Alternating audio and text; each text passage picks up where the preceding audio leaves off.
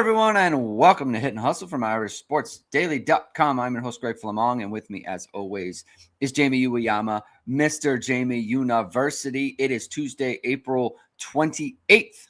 I've got my spring game kind of thoughts. We're going to give our overall spring thoughts on things we saw from the game, things we've kind of picked up over the course of the 15 practices, things we've figured out, things that need to get figured out on the football team as we head towards the summer workouts, fall camp, and things of that nature. As the whole roster comes, we're going to get Quincy Porter coming back. We're going to get players like Ian Premer, who's going to come in at the tight end position. Team's going to come together. DJ McKinney's going to come in. That's all on tap for Notre Dame. But we're going to talk about everything we kind of saw there. Notre Dame got a commitment from Zayen Gamble over the weekend after the spring game. We'll talk about him as a prospect in the secondary, and we'll end with some NFL draft stuff where everyone got drafted and things like that. It's going to be a great show. Thank you, everyone, for tuning in today. If you like what you hear, please hit the like button, hit subscribe, and hit the notification bell so you know whenever it is we are going live. As always, the show is brought to you by ESQ Clothing, founded by Notre Dame alum Ge Wang. You've seen ESQ on all your favorite Notre Dame players and coaches, from All-Americans to All-Pros and associates to CEOs. You're in great hands with ESQ's custom clothing. Whether you're looking for the perfect fitting suit, a standout sport coat, or a perfect tuxedo for weddings and galas, ESQ's master tailors, blend traditional hand stitching in each garment with Italy and England's best fabrics. Check out Ge's amazing work at esqclothing.com. Book an appointment to upgrade your wardrobe today. Mention ISD and get 10% off your entire purchase. It's esqclothing.com. Jamie, let's start with Zayen Gamble.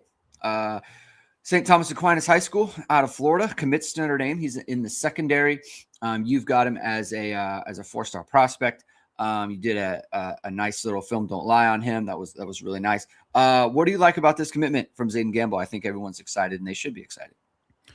Yeah, I love his game. I think one of the things too, when you look at a guy who's undersized and like he's sub 6 feet, and whenever there's someone like that, and they're especially when they've landed so many guys who are tall and lanky and twitchy, and he'll kind of stick out as not as big, even though he's not, I wouldn't say tiny, but he's just, he's 5'11". Right. But he's not the biggest guy. But you can see here, first of all, just like delivers a blow, but you also see like the fluidity. I think just the all around game, really, right? Like he finds the football. He's going to pick this ball off right here. Like, play deep, play near the line of scrimmage, play in the slot, do different things, off the in off coverage that look really good. I think he's just a smart football player, just a really, really smart football player. Obviously plays at St. Thomas Aquinas, a really, really great school. One of the best, one of the best programs perennially in the country. Yeah.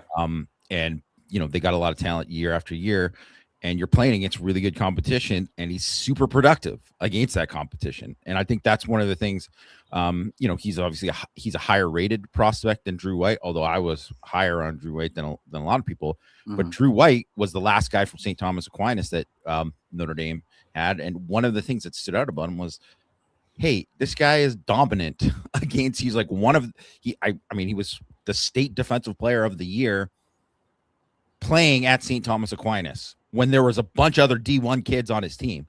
And it's the same thing with Gamble. We're like, man, he stands out amongst that team and amongst the competition. And I think that's always a big thing.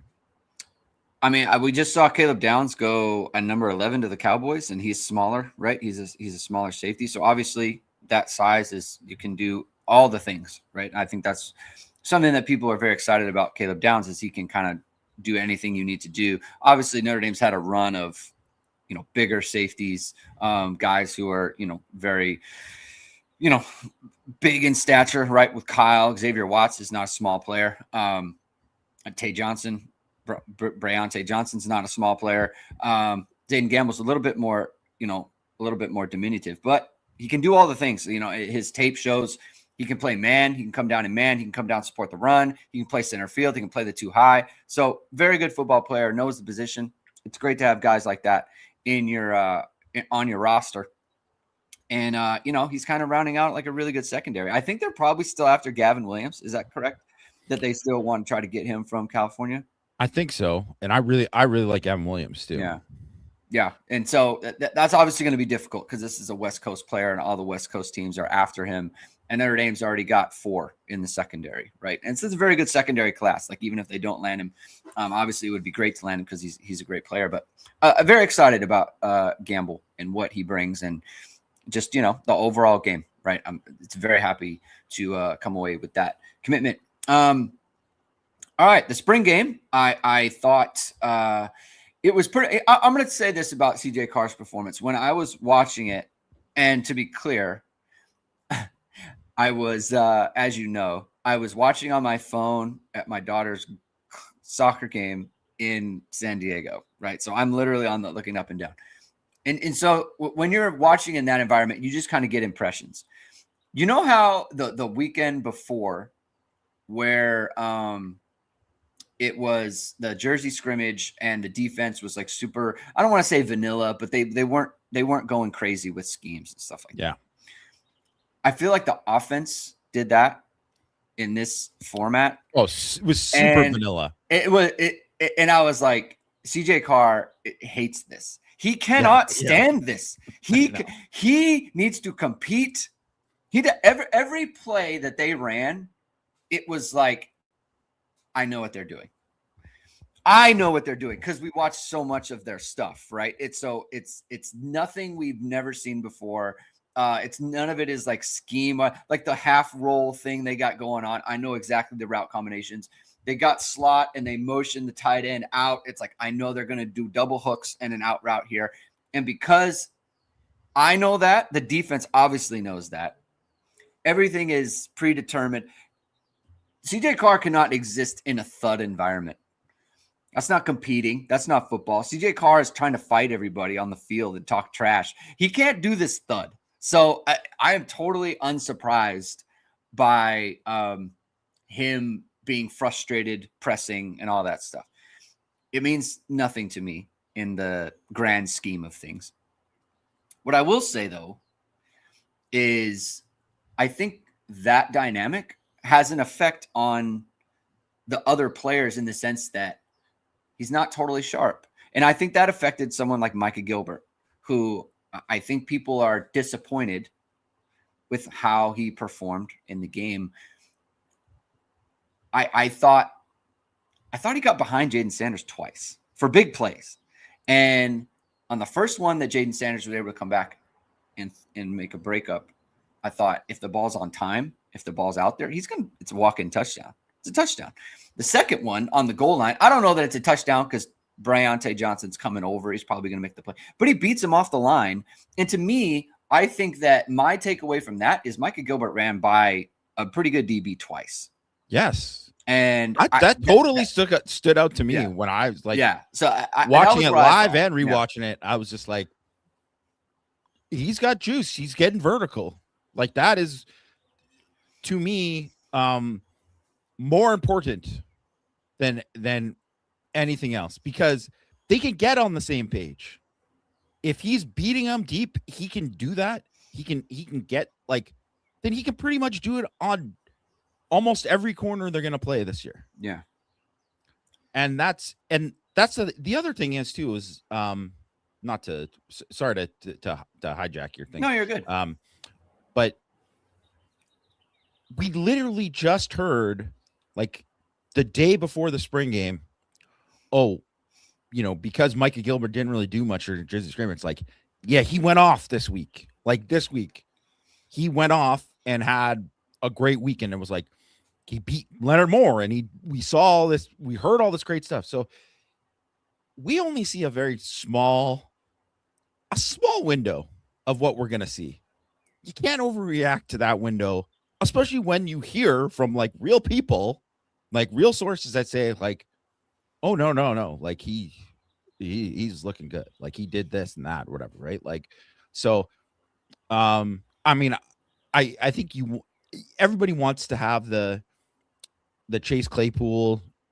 Man, just Troy probably can't match with him. It's just he's killing him every single time. Yeah. Everybody wants to have that, but if he's doing it when we're not there and he is getting vertical, I mean, to me, I don't know. I think that's encouraging. It's what you want. Yeah. You know, I mean, it's funny if it happened the other way, right? Where a quarterback threw a dime, let's say Chase Claypool, right? Let's say a quarterback threw a dime and the receiver dropped the ball. A receiver who you would know would probably catch it in the past, right? Like Claypool or catch it in a game situation. They've caught it in the past, right? We wouldn't say it's bad on the quarterback. But no one would say, oh, like the quarterback was disappointing. We'd know, like, hey, these balls were put on their hands and they were put on the ground, you know? And so I just look at Gilbert the same way. Like if the ball's thrown the way it needs to be thrown by a quarterback who's going to be a Heisman contender, he's running free. And that's what you need out of that position, especially on this team when I feel like they're going to be a field slot team anyway, you know? And so I was encouraged by what he looked like, to be honest. You know, people talking about fighting for the ball, it drives me insane when the ball is thrown short. It's just like first of all, it's a great play by Jaden Sanders. I mean, he did it exactly how he should. He didn't panic. You know, he got into position, waited for the hands to go up. Play by him. A great play. You know, that I got to give him credit. Yeah, I got to give him credit. It's just like, you know, he's got to do X, Y, Z. It wasn't a good throw. You know, and that's just the fact of it. Yeah. And also too, and I do think I mean, I brought it up in 6 Thoughts last week. Like he was good throwing the deep ball last year overall. Carr was. He was good, right? The numbers say that he was good, but he wasn't great. He had moments where it was, and certainly, you know, and that, you know, there's I forgot the guy on Twitter who was tracking it, but the guy who was talking about the receivers and like basically it was like the top 10 receivers in the draft or something like that. And it was him and Malachi Fields and Casey Concepcion were at the highest point of over 40%, both of those guys, of basically uncatchable targets on targets 15 plus yards down the field. Off target throws, right? So that's not good. Like that's not good. Like that's not what you want. Now, I don't think that was the same thrown to those other guys, and I think like Jersey scrimmage week before throws 2 deep balls to Jordan Faison. Couldn't get better on the back shoulder to on the slot fade. Yeah, perfectly thrown deep ball, just absolutely hits him. Drops it in the bucket against Faison to beating Mark Zachary. So, and those are the only 2 deep balls he threw, other than another one there was a PI. So, I mean, you can't really judge based on just whatever that one thing, but yeah, you want to see him, especially, you know, it is different to the boundary. There's less space, you know, there's a lot of different things there that you want to see him throw that ball better and be more accurate there. But I don't think we have to see how it progresses over time with Gilbert and also with, I mean, if Quincy Patterson when he's available. Quincy Porter. Sorry, I don't know why I said Patterson. Similar. I just watched a Ruben Patterson thing on Twitter, I guess. A lot of Jailblazer content in my Kobe feed. Stopper. Right now, yeah. A lot of I literally watch all the smoke thing on the Jailblazers, and then I've been getting all this kind of Trailblazer stuff. But yeah, it is something like, if for Gilbert to make that catch, for anyone to make that catch, it would have been an out of this world catch. Right. Like, I don't think Malachi Fields would have came down with it. If he did, it's one of those ones where he had the like 100-handed grab against Pitt or whatever, right? That's the level of catch you would need to be, because the ball was underthrown. and the coverage was good. Yeah. So on the car piece, like the numbers say he was pretty good. Like he's graded very highly on throws of 20 plus air yards. He's very great. It was like 90 grade, something like that, which is good. But we can all remember moments, right, where he missed Will Pauling on a few slot fades. Yeah, you can remember those. There was one, and this is where it's like a macro kind of concern in the sense. And it was only a second game, and I understand, but there was a play against Texas A&M where it was third down, and he had a go ball to Fields specifically, and he missed him. And not only did he miss him, he threw it like out of bounds. It was uncatchable. And I remember I was at that game, and I thought, and I think I said to Matt, it's like, that can't happen. You can't have a situation like that with your guy in a one-on-one situation, and he doesn't even get a shot. Yeah, you got to give him a shot. He didn't get a shot, and so it's a field goal drive, and it made the field goal, but it's like you lost by a point when you had an opportunity with your guy in a great situation. You missed him. Like those are the types of things. Like I heard Nate Tice on the Echoes pod with Jess Smetana and Mike Golick Jr., and he said he had him on as a third round grade right now. And for me, it's not about whether he is or isn't, or whether I agree or don't. It doesn't matter to me. Nate Tice does this as a professional. I don't. But it's like I wonder why. That is why. Like that would be the reason why. It's like because he does miss them. The other part is he's got to get better under pressure. I was looking at it yesterday. He was 77th grade wise as an under pressure passer, and it's like the grades or whatever. Like what's his name? Fernando Mendoza's like 5th, so it definitely correlates. Yeah. And I would say too, part of it when you're looking at pressure is because he is like advanced as a processor, the ball is out like early. So he's not getting pressured on some of these ones, like where it would be a pressure for some other guys who hold on the ball longer. So there's some of that goes into it too. But I when I saw that Nate Tice thing, because obviously you got Dan Orlovsky, who's like CJ Carr is his QB1 for next year. Like he is profusely, that is his guy. He basically said, I don't think the next year's quarterback class is that good unless CJ Carr comes out. So, I mean, so that's the other end of the spectrum. I would think I think what happens with a lot of times too is, especially just in general with NFL draft stuff, and I think too for recruiting and stuff too, when you're watching game film, they watch 3 to 4 games. And what games are you going to watch for CJ Carr? Miami, A&M, USC. That might be it. That might be it for the year. And I think A&M, he certainly had a pretty good game. His second half of the Miami, certainly better in a lot of ways too. In USC, he was bad. Like that was his bad game of the year. Those other games I think weren't even bad, even though they were early, right? Like they were just ups and downs. And so I think that is a real question of like whether or not, like, when he gets tested, what is it going to look like this year, like against the better defenses that they play, right? And it's a totally fair question. The other thing is too is that there's so much hype placed on him from like Orlovsky, from the general Notre Dame beat. We could say us. I mean, there's the general, generally like the Notre Dame beat and how basically people have been fawning over him since he like was at Irish Invasion, like whatever, like that.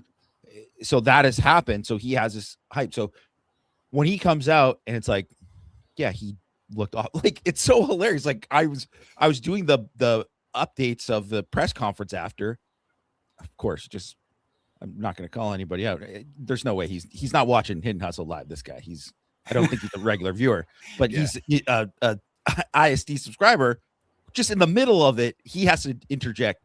Wasn't impressed with CJ Carr today.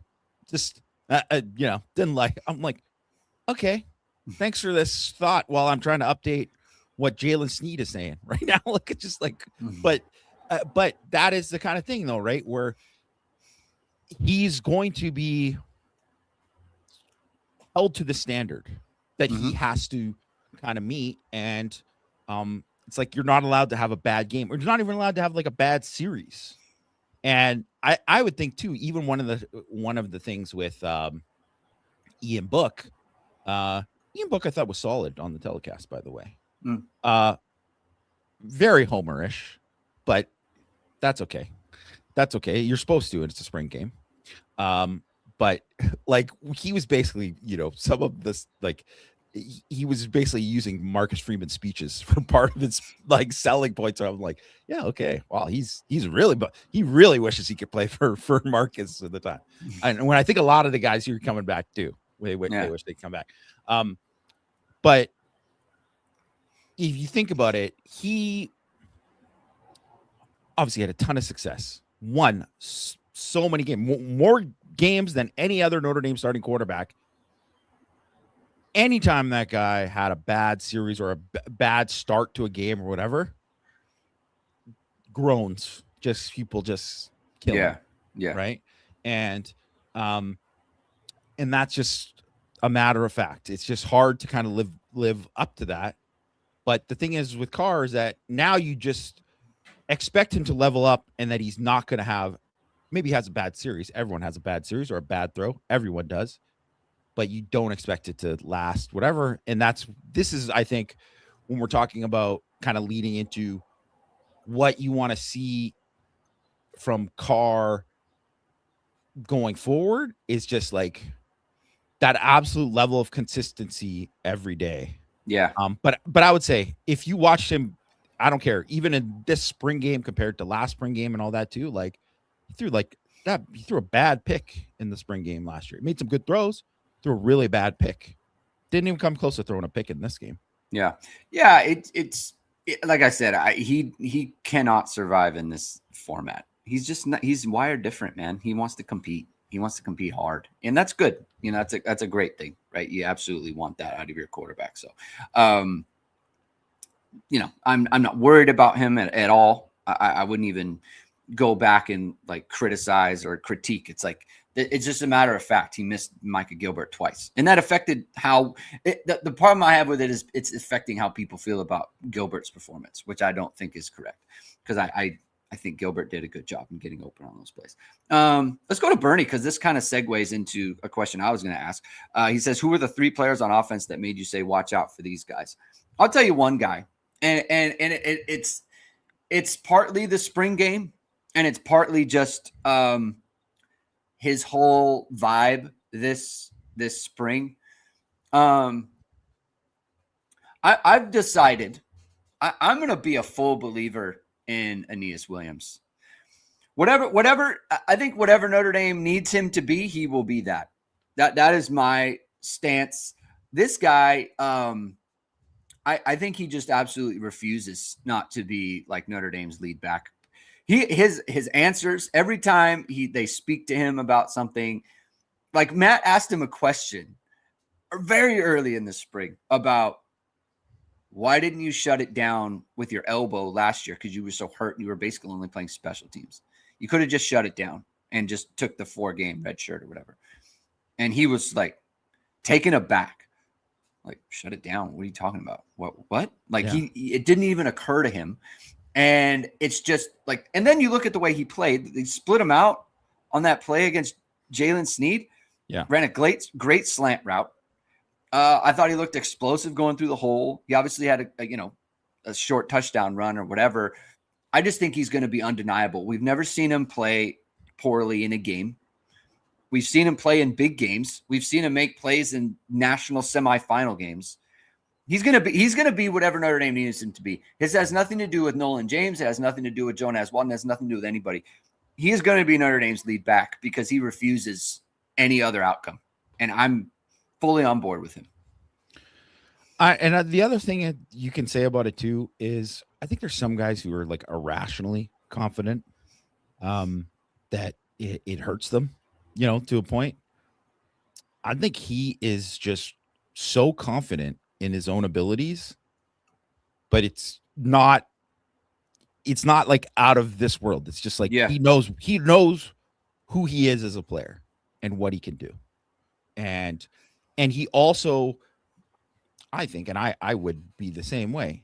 Like he literally went from, hey, I almost helped us win a national championship the year before, to being like, now you got to take a back seat this year.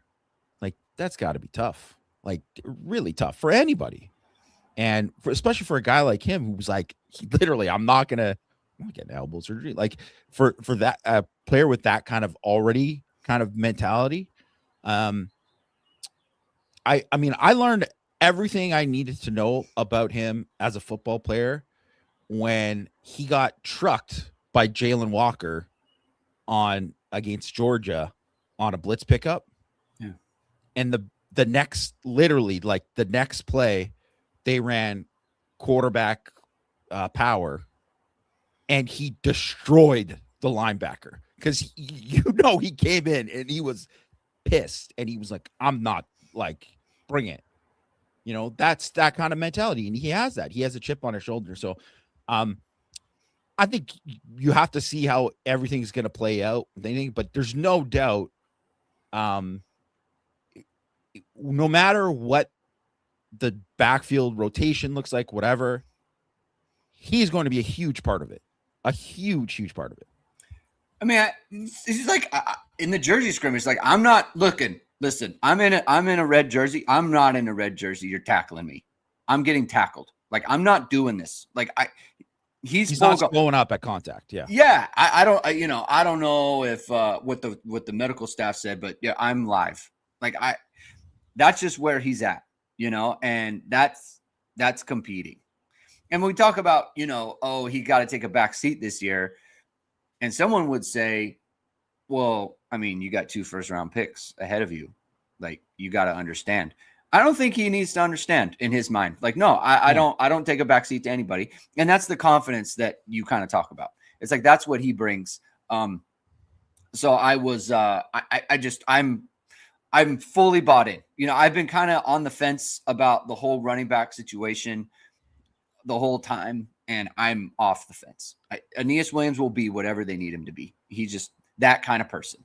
And so that's great for Notre Dame in their running game. So I guess on the flip side, like I'm more bullish on Notre Dame's running game than I was going into the spring, just because of Aeneas Williams and his confidence. There was another player. The first team offense was all thud, or it was meant to be all thud, and then second team guys were like, you're tackling to the ground. Unfortunately for Mylan Graham, he got rocked like 3 times in this game. And the thing I liked about him was there were a couple of times where he, took a shot over the middle on the no-look pass from CJ Carr and caught the ball. Another one, he gets it on a kind of catch and run. He gets, tackled on the ground there. There was no kind of like, it's okay. It's fine that I got lit up on this play by Adon life Schuler. of a slot. Yeah, like it's okay that I got lit up. It's supposed to be thud, and I just got lit up by my teammate, but it's fine, and we're moving on.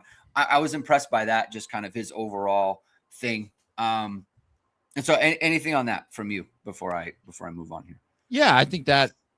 I mean, just in general, it's hard to say. Like I was going to say, even with the 3 guys on offense, I can't even really say 3 guys from just that game. I would almost take it from like just the spring in general. You can take it in spring in general too. And I would think too, like Mylan Graham is just absolutely one of the 3 guys that you come out of spring. And for a fact that he's going to be a big part of Notre Dame's offense. Yeah. Yeah. No, I mean, a big, big part, like I said, I think they're going to be a slot field team for sure.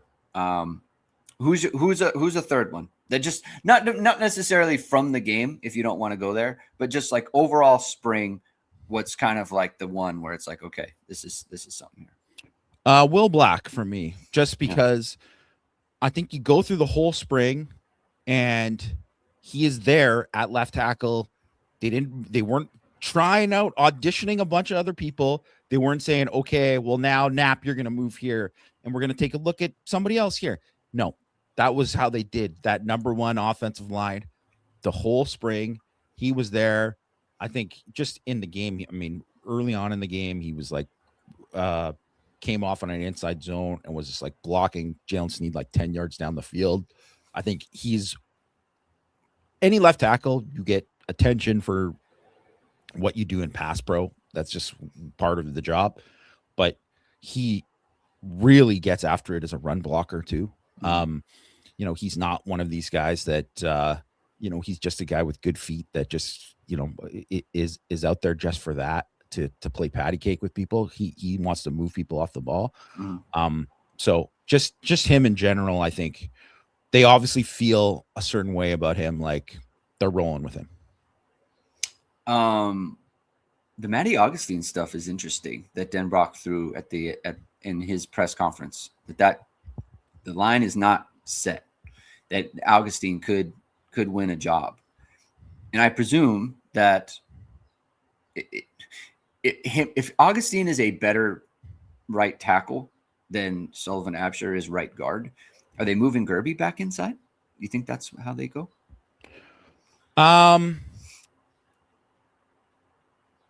It might maybe, but also remember they were up to Augustine at guard. So I don't know. I think they have to look at it. I think Gerby had a really good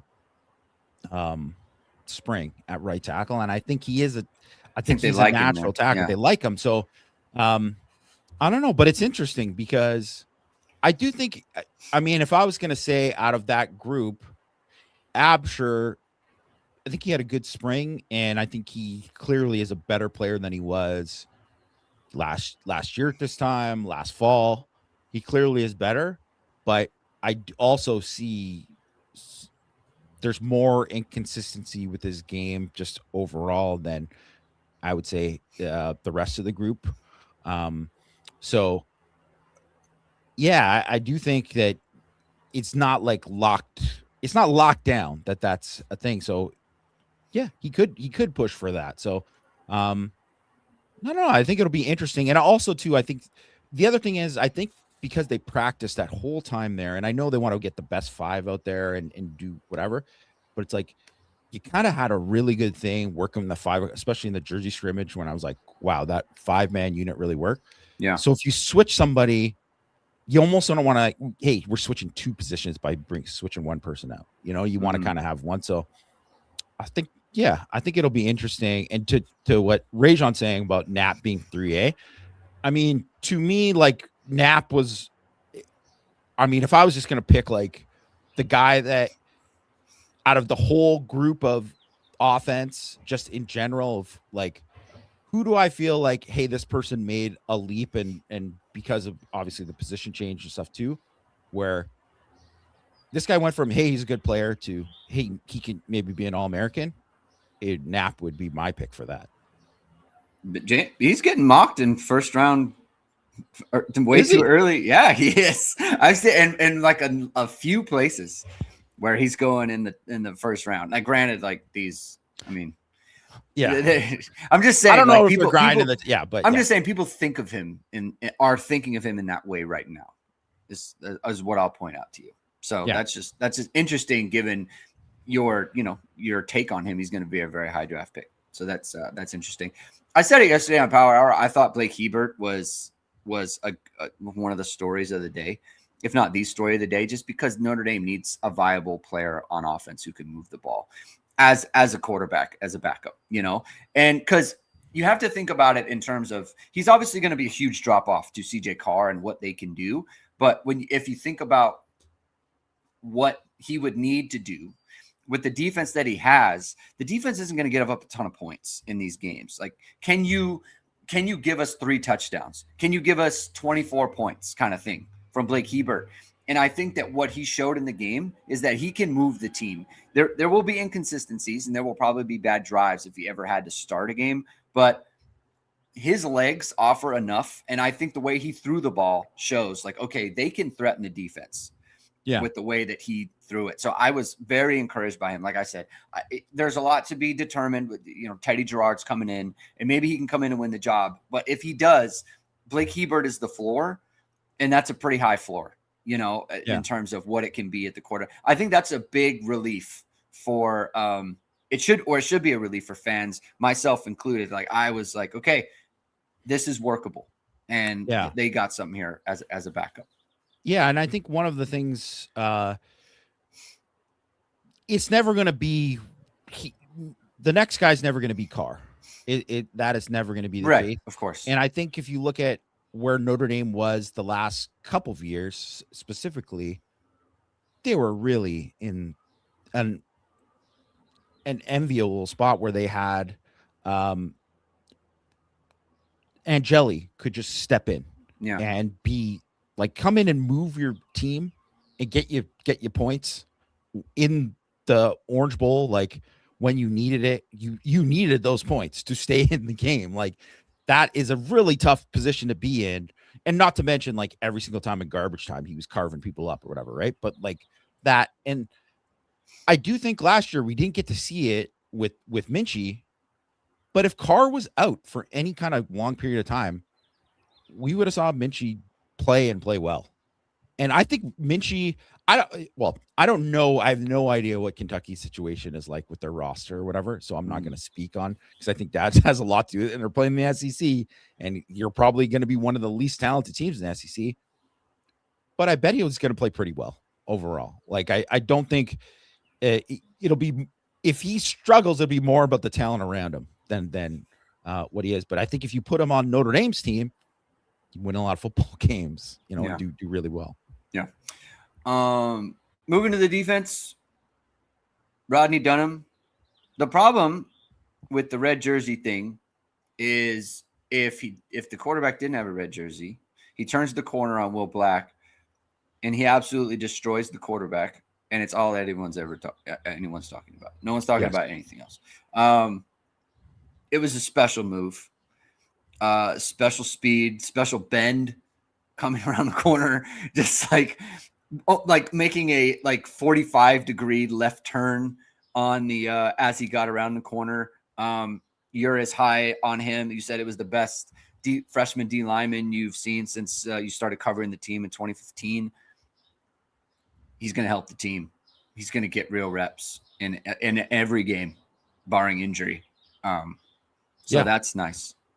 Yeah, it's huge. I mean, because that is one of the things that I think, regardless of like what Keon Keeley is and how good he can be, I thought he looked better to me in the spring game than he did in the Jersey scrimmage, just from watching him then. And I also think that we heard he had a good final week of spring too, so that's really good. But regardless of that, and obviously not taking Boubacar and Bryce Young totally out of it, but like you need depth there, and you need guys to play. And it is like a question of like, well, what can you get? Can you get a guy who can actually play be a 3-down player? And I think with Logan Thomas, it's still very much in question whether he can be a 3-down player. Right. I would say he had a sack in the game, looked really good. I tweeted out the play. It was a really, really nice move, kind of similar to Dunham too. But that might be the only way he can help the team. With Dunham, I think he could play every down and not even be somebody that I think he's just a freshman. You're going to see struggles, and it's not going to look perfect all the time. But can he play 15 to 20 snaps in a game this season? I think that's definitely on the table, and maybe even more. No, I'm just not going to stop. I'm going to stop talking because I don't want to put too much pressure on it, but I sky high expectations for me on him. I mean, it's just like you just see it, I mean, he looks physically ready is the part, like from a physical standpoint, he doesn't look thin. He doesn't look like I see the talent, but can he physically hold up? Like you just don't see it.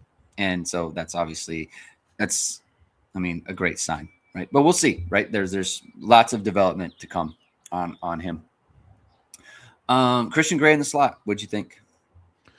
I thought he had a good he looked really good in the Jersey scrimmage. Overall. I thought really like especially I think a question about him is like you have to be physical and you got to tackle and you got to add in and do all these kind of things. And I thought that really kind of shined out. You're not going to see it in a spring game, Right. obviously, when you're going thud. Mhm. But saw that a lot from him. He had a great PBU in the before the scrimmage where they were in a red zone thing where he broke up a pass to Jordan Faison in the red zone, which was a big time play. I don't know. I think it's like a real possibility that he could play nickel. Like I think that Yeah. is on the table. And I really it sucks that we didn't get to see Dallas Golden, really. He was obviously missed like the back half of spring. Yeah. Because I really kind of want to see where he's at and if because he might be the starting nickel this year. Like that is very much in play. But I think you want to see no matter what with at field corner, obviously Zachary, great that he got so many reps this spring. And we heard he Yeah. had a really good last week of the spring as well. But DJ McKinney's coming. Yeah. So McKinney's coming.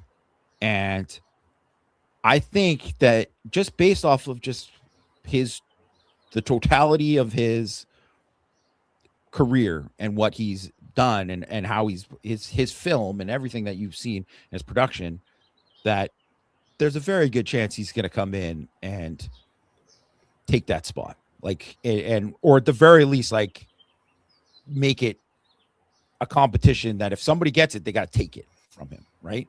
And so it does, like, what is going to happen with Christian Gray is whether or not he can be that nickel. Or I think there's also a lot of possibilities too with like Gray. When Moore went out last year, Gray played the boundary, right? And I think who's the kind of like direct backup boundary, right? And there's a lot of different things. They have a ton of talent there, right? I mean, you saw Jaden Sanders looks like he might be a guy who he's gonna play like in some capacity, and he had to play some nickel where he has never played nickel before. Plays the boundary here. I think there's a good chance that he'll be. Yeah, I mean, he is going to be heavily in the mix to be the boundary corner next year, right? So, I think it's really everything is on the table there. I think Gray, it was a really, really good thing for him to get a look and learn nickel, and then we'll kind of see where it goes. But we obviously know he's a good football player.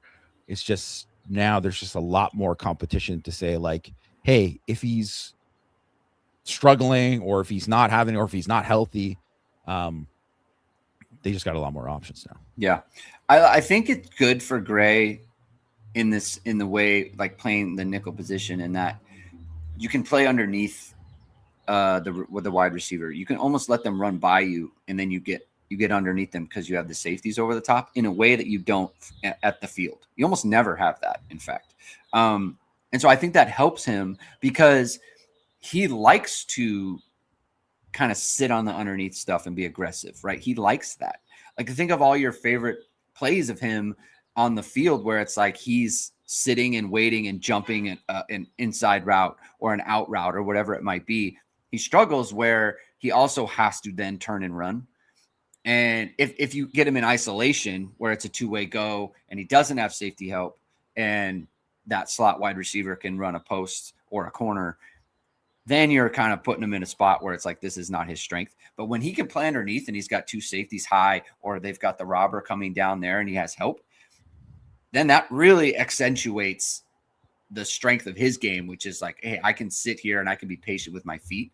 Because there were a couple instances that the ball wasn't thrown to them, but if you just watch him, there was a crosser with Mylan Graham where it was very early on, if you want to go back and watch it, where he sits there, he lets Graham kind of get behind him, gets in the hip, and then Graham runs across the field and Gray's in perfect position, and so that's kind of a strength of his, right? Now, obviously, there's a lot to be seen with, supporting the run, and do they want to blitz him, and what can they do with him and things like that. But I think there's aspects to the slot stuff that really accentuates, how he likes to play the game. And obviously you have Dallas Golden there, he can play that spot. I think they moved him because the plan is for McKinney to play the field, and that's they wouldn't move him and have him play so many reps in the spring if they didn't think that was going to happen. One thing I just want to mention too, that just based on like what we saw in the Jersey scrimmage and obviously in this game too, like last year, I remember last spring, and obviously that was Chris Ash's first spring.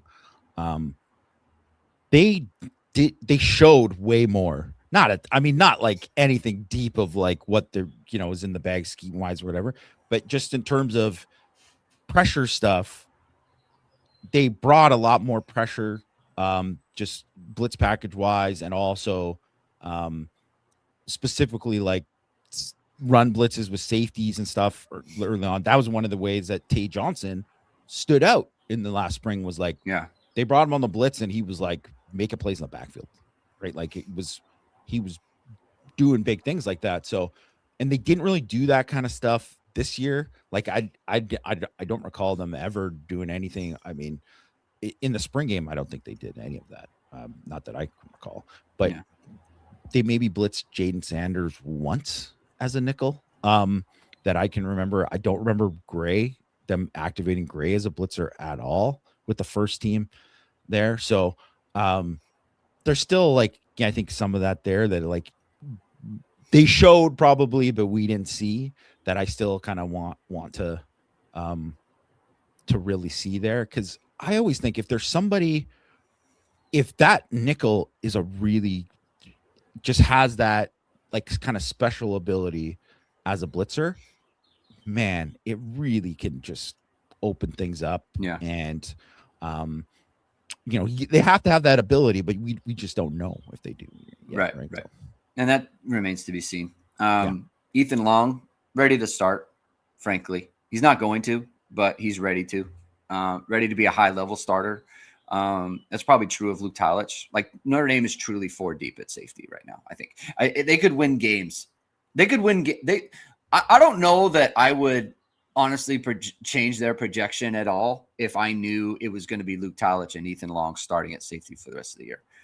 The upside isn't there from a playmaking standpoint, I don't think, but overall, I think they could be just fine playing those two guys. I mean, Luke Talich has started games, so that's that. Or he's played a key role. At least I don't know that he's actually technically started, but he's played a key role in games. Ethan Long's ready to do that, and I think he's ready to be a starter. Nothing to say about Leonard Moore. I thought Mark Zachary looked good. He's always kind of looked good. Jaden Sanders, we've talked about him.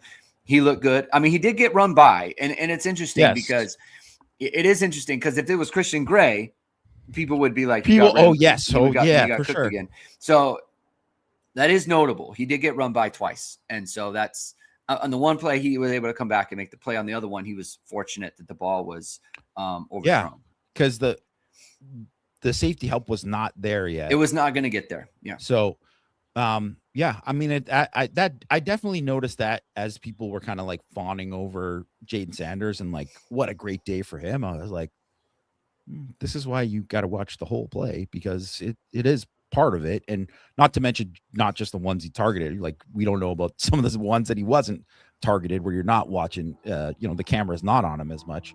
I mean, I think he certainly showed that like he can be a player and stuff, and overall he looked pretty good. But yeah, that is a thing, right? Like that definitely is something to monitor there. We're monitoring. We're monitoring it. Yeah, we're just monitoring. And look, and he's not projected to be a starter, so it's okay, right? But it's just, and the funny thing is a week ago after the Jersey scrimmage, Marcus Freeman talked about the boundaries, and it's like, hey, we can't be so outcome oriented.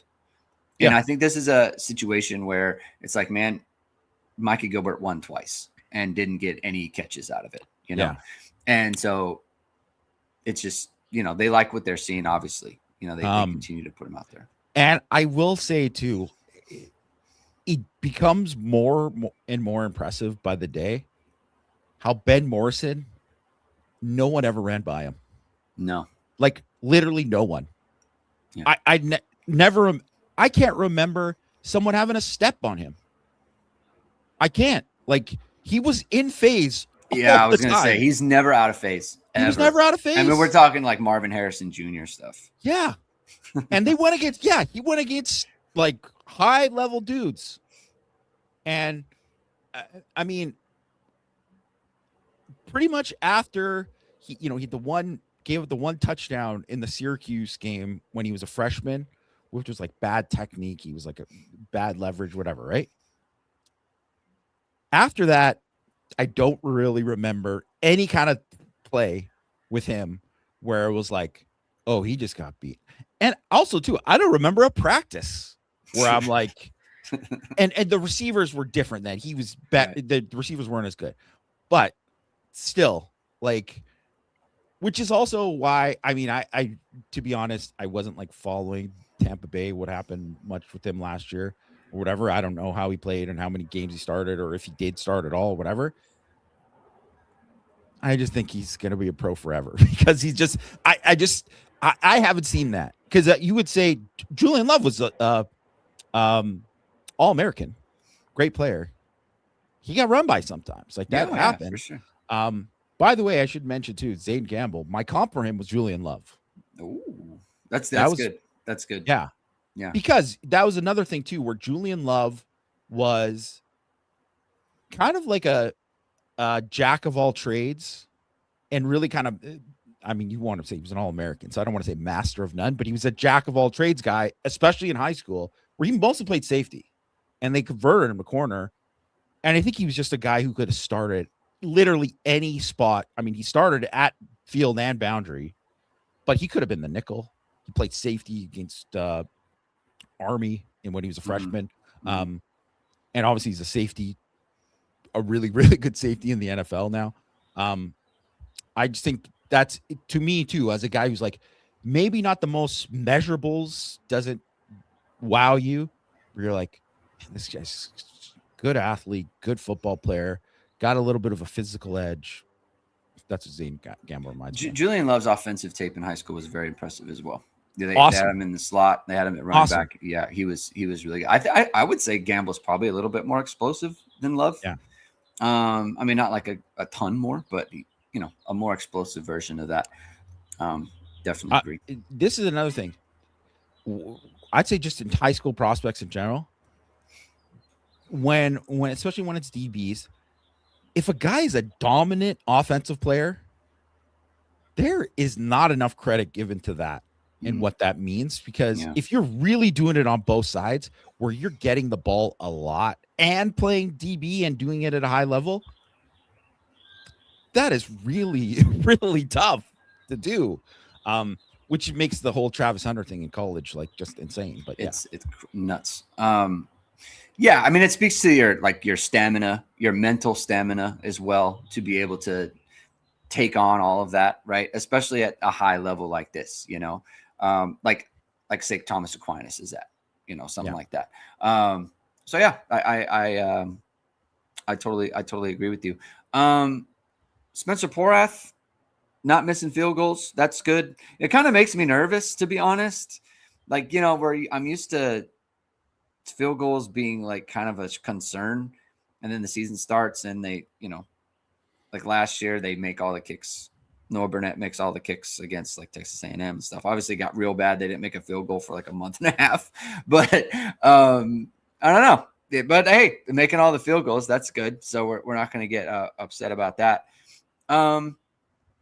Anything else before we talk about the draft? I mean, did anything come up that's like, no, they're not going to be great? No, I mean, the only thing, we mentioned it briefly on Power Hour, just the tight end, kind of like what part they'll play in the passing game. Yeah. I think you just want to see, I wish they just tarred them a little. Like, even if they were just like, hey, we're just going to throw a tight end screen here. Just give us a taste. Just let us see something. Let us see something. A little sampler. Yeah. Yeah, because literally too in the Jersey scrimmage, they ran like an RPO with like tight end leak kind of thing, that little copy RPO Mike Denbrock staple. They gave it to Flammang once, and I believe it was like Ethan Long made, or no, it was actually Joey O'Brien who made like a really good open field tackle on him, and then that was that. I was like, well, they never saw the ball again. And Jack Larson made an incredible catch over the middle of the field. That was like late in that scrimmage, but that was like literally it for like what was happening with the tight ends getting targeted. Well, Ian Premer's coming. Let's see if anything comes of that. So, we'll keep tabs on the tight end position in the fall. All right, let's go to the NFL draft. Obviously, Julian Love goes number 3 to the Arizona Cardinals, and Jadarian Price goes number 32 to the Seahawks. Great, right? That's awesome for them. Awesome for them. Awesome for the program. Awesome for everything. That's very good stuff. The next player off is Micah Gilbert. Malachi Fields. When I say Micah Gilbert, I mean Malachi Fields. See, obviously he's on the mind. Malachi Fields goes in the 3rd round to the Giants. They like those big wide receivers. And then after that, I believe was Schrouth. No, it was Raritan. Oh, excuse me. End of the 3rd round, yeah. Sorry, yeah. Raritan went at the end of the 3rd round. I think that's fair. And I think there was a lot of buzz about him. Like that people had him going in the 5th, 6th round. I think 3rd round for Raritan is good. Going to the Pats. Obviously, they have a history of using tight ends really well. And Josh McDaniels. Yeah. So it's good. And they got Drake May there. It's a good situation for Eli Raritan to go into. And then you go Billy Schrouth. Who did he get picked by? Tampa Bay. He got picked. That's right. He got picked by Tampa Bay. And then Gabe Rubio. Gabe Rubio. Did you have that, Jamie? Did you have that?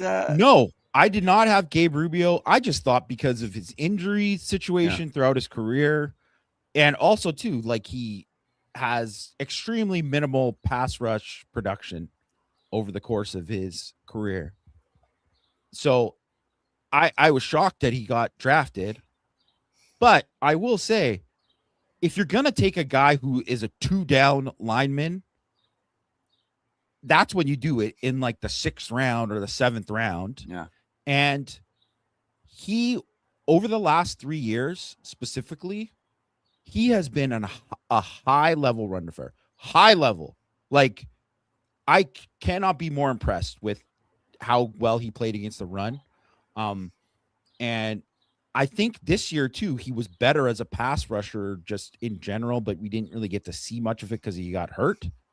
But I do think he's a guy who can make a team. He could make their team. And I mean, obviously I know the Steelers pretty well, and he's a perfect kind of guy too, to play as, in a 3-down front.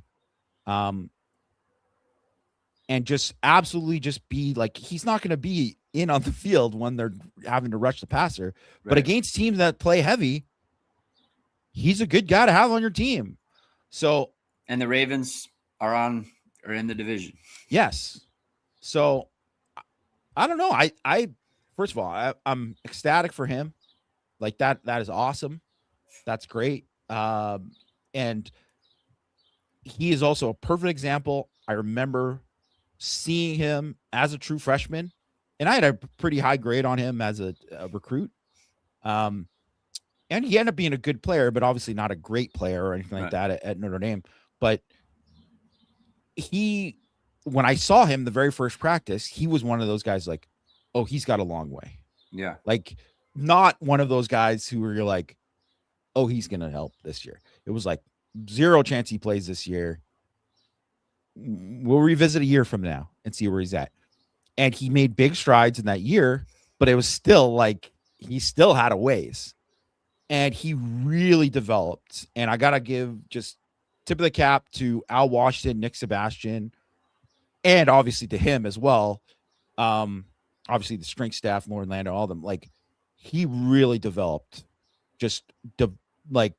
became a different player, because he was one of these guys who was like, his feet never matched up with his hands. And it was just like, he was just maybe bigger and stronger than everybody at high school level. And I thought he was like a little bit more advanced than he was. And then it caught up to him. And man, I think he was a beast at the point of attack. And honestly, I think he would have helped because he was going to be back for the playoff. He would have helped a lot in the playoff too. So ecstatic for him. Congratulations on Drew Aller, by the way. Oh yeah. My gosh. Yeah. No comment. I don't need to. Wish him the best. I hope it works out. All right. I think we can end it there. Thank you, everyone, for tuning in. If you like what you heard, hit that like button, hit subscribe, and hit the notification bell so you know whenever it is we are going live. We'll be back on Thursday with another show talking Notre Dame football, Notre Dame recruiting, all those fun things. So have a good rest of your day, everyone. We will talk to you on Thursday. Keep hitting and hustling.